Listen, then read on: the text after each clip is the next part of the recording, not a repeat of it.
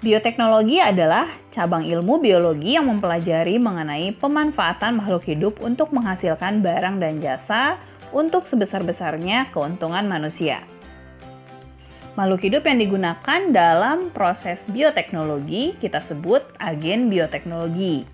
Agen bioteknologi ada yang digunakan secara utuh, contohnya adalah bakteri, ada yang digunakan sebagian, contohnya DNA atau enzim. Sejarah bioteknologi diawali pada saat Louis Pasteur, seorang ilmuwan asal Prancis, menemukan pertama kali adanya mikroba dalam makanan pada tahun 1870. Kemudian dilanjutkan oleh Edward Buchner.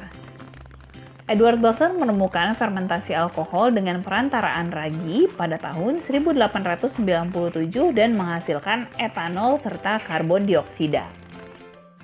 Berdasarkan prosesnya, bioteknologi kita bagi menjadi dua macam. Yang pertama adalah bioteknologi konvensional.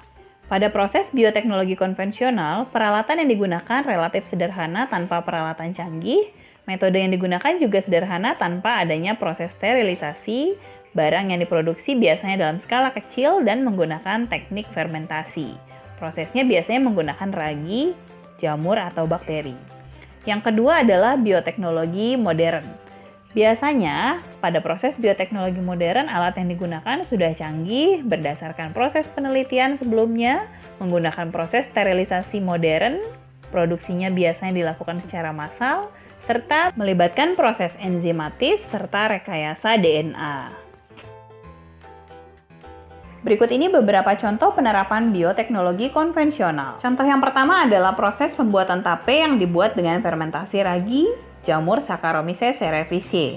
Proses ini berlangsung dengan cara pemecahan gula yang ada di dalam singkong atau ketan oleh jamur Saccharomyces menghasilkan alkohol dan karbon dioksida. Proses yang sama juga terjadi pada pembuatan minuman beralkohol dan adonan roti.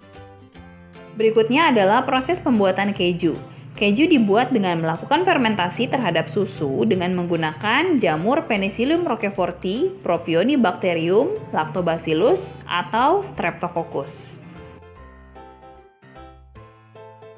Berikutnya ada pula oncom yang dibuat dengan melakukan fermentasi terhadap ampas kedelai dengan menggunakan jamur Neurospora crassa yang berwarna merah bata. Yang berikutnya adalah yogurt. Yogurt juga merupakan minuman produk dari proses bioteknologi konvensional. Yogurt dibuat dengan melakukan fermentasi terhadap susu menggunakan bakteri Lactobacillus bulgaricus atau Streptococcus thermophilus.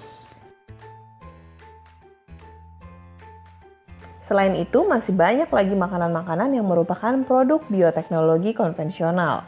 Di antaranya tempe yang menggunakan bahan baku kedelai dan mikroorganisme Rhizopus oryzae atau Rhizopus oligosporus. Lalu ada kecap yang menggunakan bahan baku kedelai hitam dan menggunakan mikroorganisme Aspergillus wenti, Aspergillus oryzae atau Aspergillus soyae.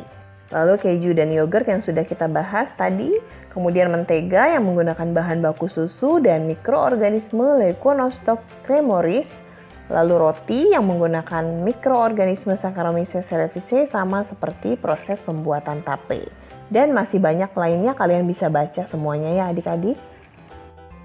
Selanjutnya, mari kita bahas mengenai bioteknologi modern. Bioteknologi modern yang pertama kita lihat penerapan pada bidang pertanian. Yang pertama adalah kultur jaringan, yaitu metode untuk memperbanyak tumbuhan yang biasanya adalah bibit unggul dengan memanfaatkan sifat totipotensi pada jaringan meristem. Kultur jaringan biasanya dilakukan dalam medium pertumbuhan yang steril. Contohnya biasanya kita bisa memperbanyak bibit unggul anggrek atau kelapa sawit. Nah, berikut ini adalah skema proses kultur jaringan. Diambil jaringannya, disteril, lalu ditumbuhkan dalam medium steril, lalu setelah tumbuh halus, sampai tumbuh akar dipindahkan ke dalam pot tanah. Berikutnya, tanaman transgenik. Tanaman transgenik dibuat dengan memodifikasi DNA agar bersifat lebih unggul daripada bibit sebelumnya dan tentu saja tahan hama. Contoh tumbuhan yang biasanya dibuat menjadi tanaman transgenik adalah jagung, padi, dan gandum.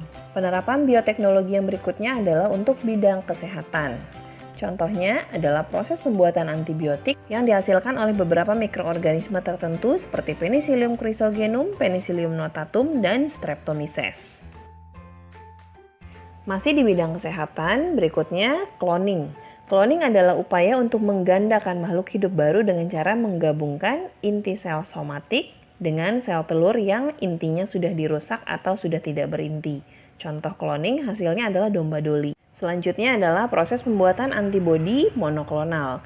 Antibodi monoklonal dibuat secara hibridoma, menggabungkan sel-sel kekebalan tubuh dengan sel kanker supaya sel kekebalan tubuh kita bisa membelah dengan sangat cepat dan menghasilkan sistem imun yang sangat banyak dan cepat untuk melawan penyakit. Berikutnya, kita juga bisa menghasilkan vaksin dengan metode rekayasa genetika. Proses pembuatan vaksin biasanya dilakukan dengan merekayasa DNA bakteri yang digabungkan dengan DNA virus yang ingin kita buat vaksinnya. Jadi DNA virus yang ingin kita lawan digabungkan DNA-nya dengan DNA bakteri, lalu bakteri tersebut dibiakkan. Berikutnya adalah bayi tabung atau in vitro fertilization, yaitu usaha untuk mempertemukan sel telur dengan sel sperma di luar tubuh ibu, yaitu di dalam sebuah kultur steril. Sel telur dikeluarkan lalu dipertemukan dengan sel-sel sperma untuk menghasilkan zigot. Kemudian zigot atau embrio yang sudah berkembang dengan baik akan ditransfer kembali ke dalam rahim ibu. Bidang lain yang menggunakan bioteknologi adalah bidang peternakan. Contoh pemanfaatan bioteknologi dalam bidang peternakan adalah proses inseminasi buatan, yaitu metode menginjeksikan langsung sel sperma kepada rahim induk betina untuk mendapatkan keturunan yang unggul. Inseminasi buatan banyak dilakukan pada sapi-sapi unggul. Kita lakukan ini untuk mendapatkan bibit-bibit sapi yang unggul. Selanjutnya, bidang lingkungan. Bioteknologi juga bermanfaat untuk menguraikan sampah-sampah. Contohnya adalah bakteri pengurai sampah plastik yaitu Ideonella saccharinensis. Bakteri ini membantu menguraikan plastik agar tidak mencemari lingkungan. Ada pula Pseudomonas aeruginosa yang berfungsi untuk menguraikan limbah minyak atau sampah-sampah organik lainnya. Berikutnya contoh lain penerapan bioteknologi adalah di bidang pertanian kita biasa menggunakan bioinsektisida, pembunuh hama alami yang kita gunakan untuk membasmi hama ulat. Contoh bakteri yang biasa digunakan untuk bioinsektisida adalah Bacillus thuringiensis. Penggunaan bioinsektisida untuk membunuh hama dapat mengurangi dampak atau efek negatif dari pestisida kimia.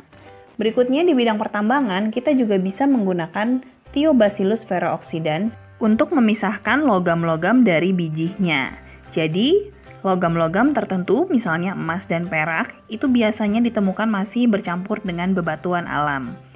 Thiobacillus ferrooxidans dapat membantu proses pemurnian logam tersebut secara alami. Contoh penerapan lain bioteknologi adalah bidang pangan. Kita biasa menggunakan makhluk hidup bersel satu untuk meningkatkan kebutuhan pangan terutama protein. Biasanya disebut protein sel tunggal atau single cell protein. Contoh mikroorganisme yang digunakan sebagai protein sel tunggal adalah Chlorella atau Candida utilis. Kita juga bisa menggunakan bakteri untuk melakukan proses rekayasa genetika, yaitu proses untuk mengubah susunan DNA makhluk hidup dengan cara memasukkan gen asing ke dalam bakteri E. coli. Bakteri Escherichia coli biasanya digunakan sebagai agen pembawa DNA asing yang ingin kita biakkan. Contohnya adalah pada proses pembuatan insulin. Berikut ini adalah kelebihan atau kekurangan penggunaan bioteknologi konvensional. Kelebihannya adalah biaya yang digunakan murah, teknologinya sederhana, dan proses penerapannya mudah. Tidak membutuhkan tenaga ahli di bidang bioteknologi.